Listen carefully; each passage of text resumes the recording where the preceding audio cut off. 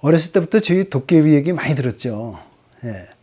그 중에 이제 대표적인 이제 도깨비 이야기는 이제 개암 깨물은 도깨비일 겁니다, 아마. 도깨비 얘기가 많은데, 이제 착한 동생과 심술궂은 형님 이야기. 도깨비를 이제 만난 이제 이야기 중에서 이 착한 동생이 나무를 하러 갔다가 개암이 떨어졌어요. 예. 그러니까 착하기 때문에 개암을 하나 주우면서 요번 거는 아버지 거, 또 개암을 주우면 요번 건 엄마 거, 요번은 또 자기 거 이러면서 이제 효성스러운 마음을 보여주고 나무 하다 보니까 늦어가지고 해가 졌어요. 밤이 어두워지니까 집으로 돌아가다가 캄캄해지니까 어느 빈집에 이제 들어갔는데 빈집에서 이제 하루 지내려다 보니까 밖에 왁자지껄한 거예요. 이게 이상하다 그러고서 이제 피신을 해서 대들보 위로 올라갔는데 도깨비들이 거기 들어온 거죠. 도깨비들이 모여서 놀고 막 그러면서 가지고 온 도깨비 방망이로다가 금 나와라 뚝딱하니 금이 나오고 은 나오래 뚝딱하니 은이 나오고 재미나게 놀고 있는데 대들보에 숨어서 도깨비 잔치를 보고 있던 동생이 배가 고프니까 개암을 하나 딱 깨물었더니 집이 무너진다고 도깨비들이 혼비백산해서 도깨비 방망이를 버려준 채 도망간 얘기가 있죠. 그걸 가지고 와서 동네 사람들 도와주면서 잘 살았다.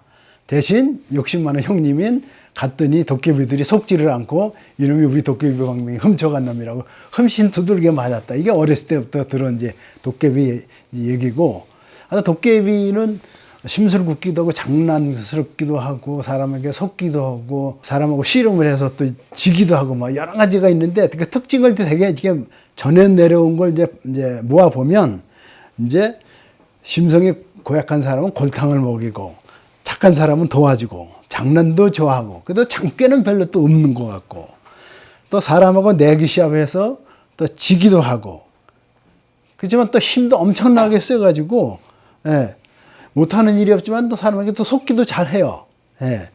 함부로 또 그래도 또 죽이지는 않아요, 사람을. 그래서 사람이 어떻게 만만하게 볼 또 상대는 아니다. 이게 이제 우리가 가지고 있는 도깨비에 대한 한국인의 이제 심성이거든요. 그럼 도대체 도깨비가 어떻게 생겼나? 우리나라는 도깨비 그림이 없어요. 귀신 그림도 없거든요. 그런데 도깨비로 인정하고 있는 기와가 있어요. 그것이 이제 백제에서 이제 만들어진 건데, 부여외리라는 그 마을에서, 그 절터에서 이제 출토된 백제 연꽃 도깨비무늬 벽돌이에요. 이름 자체가 공식적인 이름이 백제 연꽃 도깨비무늬 벽돌. 이거 보시면 도깨비의 특징이 잘 나타나 있는 거예요.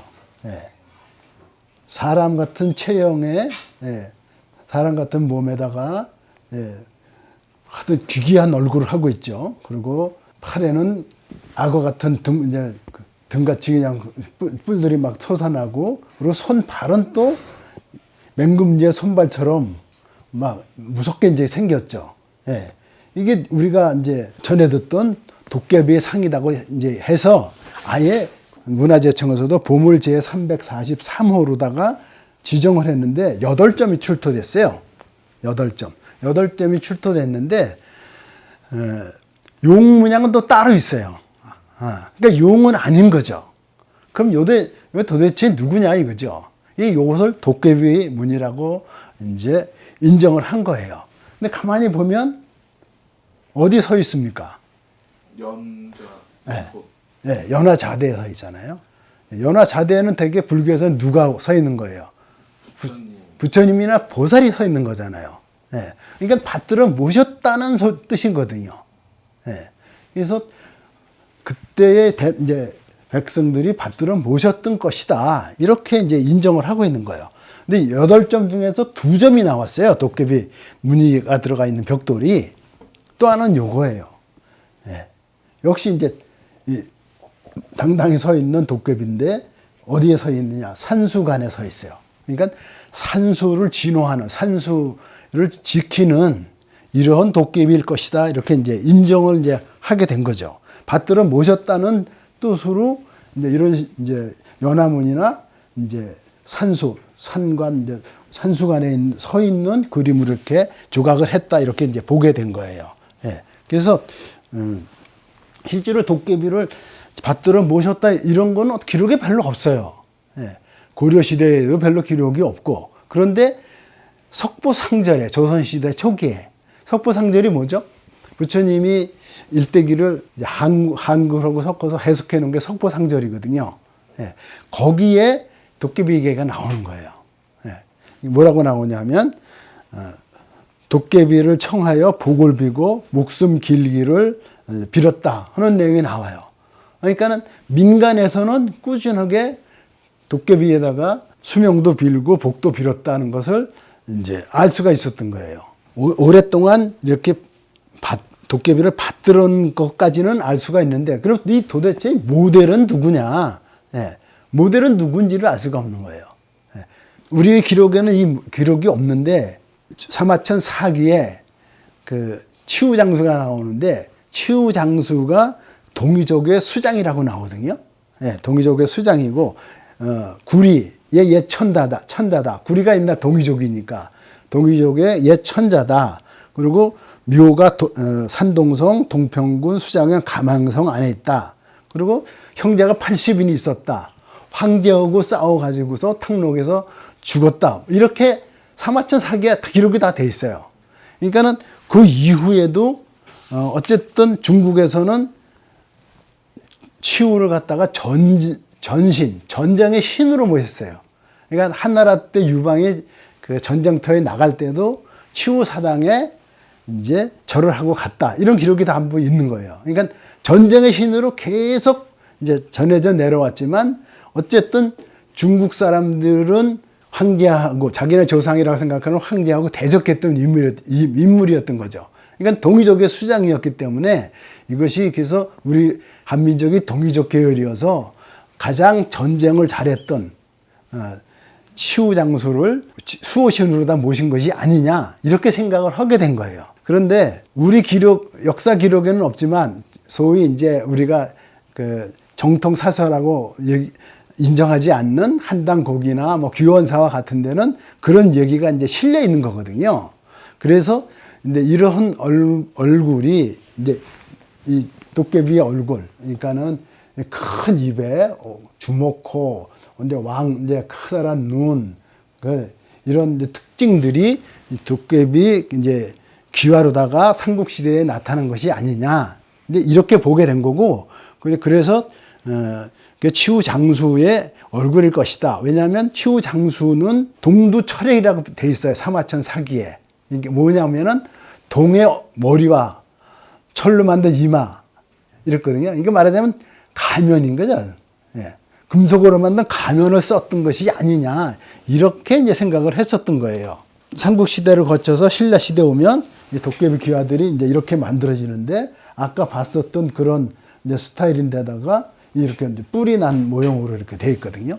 신라시대에 이제 도깨비 귀화는 굉장히 이제 많이 남아 있어요. 근데 이것이 지붕에 올라가서 계속 이제 조선시대까지 내려오게 되거든요.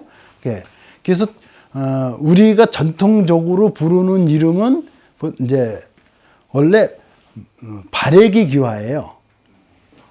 예, 발해기 귀화. 무슨 소리냐면 바라본다 이 말이죠. 지붕에서. 그래서 한문으로는 망화라고 불러요. 망보는 귀화다 이 말이에요. 집안에서 삿된 것이 들어오지 못하게 지키는 귀화다. 이래가지고서 이제 그 불렀던 이름이고, 예, 일본 사람들이 이제 일제 강점기 때 요거를 귀면화라고 불렀던 거예요. 그래서 우리가 이제 보통 귀면화 부르는데 원래 우리가 불렀던 이름은 발해기 귀화 또는 망화라고 불렀던 겁니다. 그래서 이제 고려 시대 때 내려오면 약간 이렇게 변해요. 입, 코 뭐 이런 것들은 이제 다 가지고 있고, 예, 또 조선 시대 와도 또 역시 또 변해요. 이게 간략해 자꾸 이제 간략해지고는 있지만 계속 이제 눈, 코, 입 이런 걸 가지고 있으면서 내려오고, 요거 이제 거꾸로 돼 있죠. 또 이런 식으로 내려오거든요. 요거는 밀양 영남로에 있는 이제 막세기화예요. 역시 이제 그 사람 얼굴 모양으로 이렇게 하고 있는데 간략해졌어도 반드시 그 맥은 이어져 내려왔다. 이게 이제 일제 강점기 초기까지도 계속 이제 전해져 내려왔던 거예요. 예. 그러면은 그 전에 그러면 백제 이제 도깨비 벽돌과 같은 그런 이제 몸을 가진 도깨비들은 없었느냐 하면은 그렇진 않았었어요. 또 이제 그 중에 이제 많이 알려진 게 이제 백장암 이제 석탑에 국보시 10호인데 실상사에 동자 도깨비 조각이라고 돼 있어요. 예. 이제 이게 동쪽 면에 이제 있는 건데 요게 보면은 동자가 여기 이제 뿔이 두 개가 있는 거예요. 요게 탁본을 해보면 뿔이 딱 도드라져요. 예. 그래서 이제 이걸 보통 별명이 동자 도깨비거든요. 그래서 이게 그 옛날부터 내려온 도깨비를 이제 새긴 것이 아니냐 이제 이렇게 하고 있는 거고, 요거는 청도 운문사 작갑전에 있는 북방 그 다문천왕 생령자예요. 다문천왕이 이제 그 말하자면 악귀를 이렇게 이제 누르고 있는 두 발로다가 디디고 있는 이제 모습으로다 이제 보여주고 있거든요. 저기 있는 두 그림을 이제 확대하면 이렇게 이제 두 뿔이 보이는 거예요. 예. 그래서 요것도 도깨비에서 이제 그런 그 이미지를 따가지고 만들어진 것이 아니냐 이제 이렇게 보고 있는 거죠. 예. 요건 강진 사문안 석조상 도깨비예요. 예. 여기도 보면은 이제 저 위에 이제 얼굴에 뿔이 이제 나 있는 게 보이거든요. 예. 얼굴 형태에서 이제 뿔이 이렇게 보이는 게 보여요. 그래서 이 탁본을 하면은 그 뿔이 다 도드라져 버요. 원래 요거는 월남사지 입구에 이제 돌인데 옛날서부터 이제 보통 토동 도깨비라고 이제 많이 이제 알려져 있었던 거예요. 그러면 다른 데는 또 어디 있느냐 그러면 이 도깨비로다가 이제 우리가 알 수 있는 것이 바로 절에 있는 수미단이에요. 수미단인데 수미단 하단부에 보면 이게 강화 전등사 수미단이거든요. 수미단 아래쪽에 쫙 전부 도깨비죠. 그죠? 예. 근데 모양은 다 달라요. 물고 있는 것도 똑같은 게 한 점도 없어요. 뺑뺑 돌아가면서 다 이제 도깨비 모양인데, 예.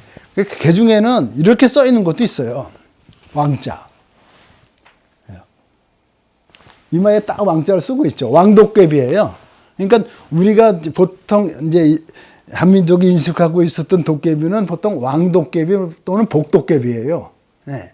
그러니까 잡기를 물리치는 왕도깨비, 복을 줄 수도 있는 복도깨비. 예. 이렇게 불러 이제 왔는데 이게 수미단 하단부에 딱 이렇게 쭉 줄줄이 이제 있는 거예요. 그러니까 조금 이제 용하고는 다른 모습이었기 때문에 도깨비라고 이제 우리가 이제 부르고 있는 거고,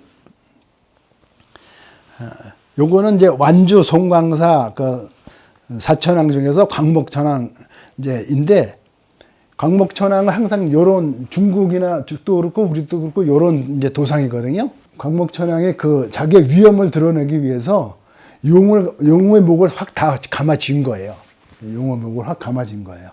그러니까 용도 이 천왕을 이길 수가 없는 거예요. 그러니까 그 광목천왕이 목을 쥐고 여의주를 뺏어서 들고 있죠. 광목천왕에 거의 이제 휘하에서 이제 노는 거예요, 용이.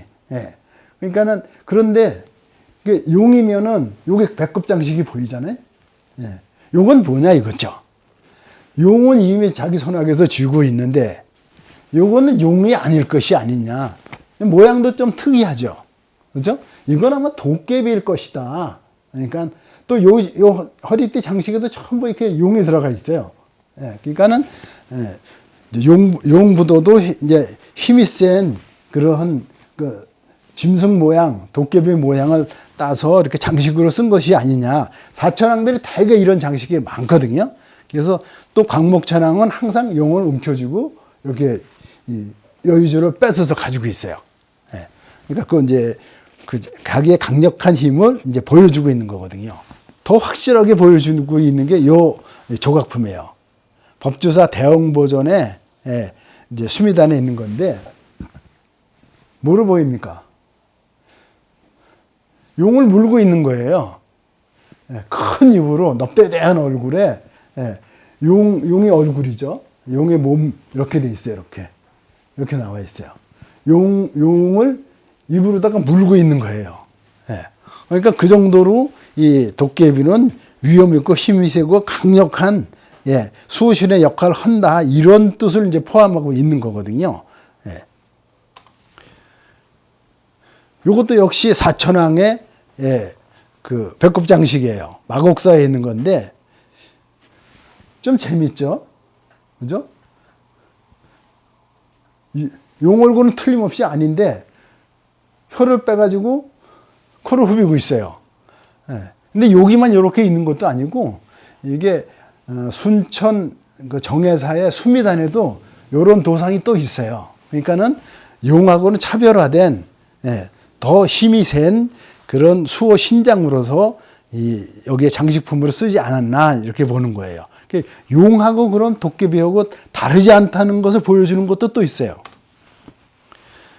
요거는 통영 충렬사에 이제 소장되어 있는 건데 원래 그 이순신 장군한테 명나라 황제가 팔사품 8개의 그 보물을 이제 내려줬거든요. 선물을. 그 중에 이제 귀도하고 쌍도가 있는데 참도가 있는데 요 귀도예요. 귀도의 이제 그림인데 귀도를 그려놓은 걸 보면